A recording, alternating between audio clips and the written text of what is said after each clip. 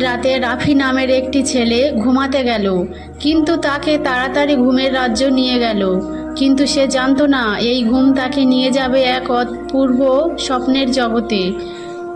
রাফি দেখতে পেল সে একটি রহস্যময় বনে দাঁড়িয়ে আছে। চারিদিকে বড় বড় গাছ, গাছ থেকে ঝুলে থাকা রঙিন লতাপাতা আর অদ্ভুত সব ফুল। হঠাৎ সে একটি পথ দেখতে পেল যা রূপালি আলোয় ঝলমল করছে। কৌতূহল তাকে সেই পথে হাঁটতে বাধ্য করলো। পথে হাঁটতে হাঁটতে রাফি দেখতে পেল একটি ছোট্ট মেয়ে কান্না করছে।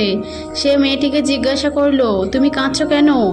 মেয়ে বলল, আমি আমার জাদুর পাথর হারিয়ে ফেলেছি, এটা ছাড়া আমি বাড়ি ফিরতে পারবো না। রাফি মেয়েটিকে সাহায্য করার সিদ্ধান্ত নিল। তারা দুজনে মিলে জঙ্গলের ভিতরে খুঁজতে লাগলো। খুঁজতে খুঁজতে তারা পৌঁছে গেল একটি জাদুর গুহার সামনে। গুহার ভিতর থেকে একটা মিষ্টি কণ্ঠস্বর ভেসে আসছে। ভিতরে ঢুকে রাফি দেখতে পেল এক বৃদ্ধ, যার হাতে সেই জাদুর পাথর।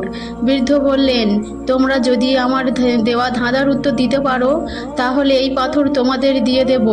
বৃদ্ধের ধাঁধা ছিল, যা ছুঁতে পারো না, ধরতে পারো না, কিন্তু তা তোমার সাথেই থাকে, বলো তো সেটা কি? রাফি কিছুক্ষণ ভেবে বলল, এটা তো আমাদের ছায়া। বৃদ্ধ খুশি হয়ে বললেন, সঠিক উত্তর, এই নাও তোমাদের জাদুই পাথর।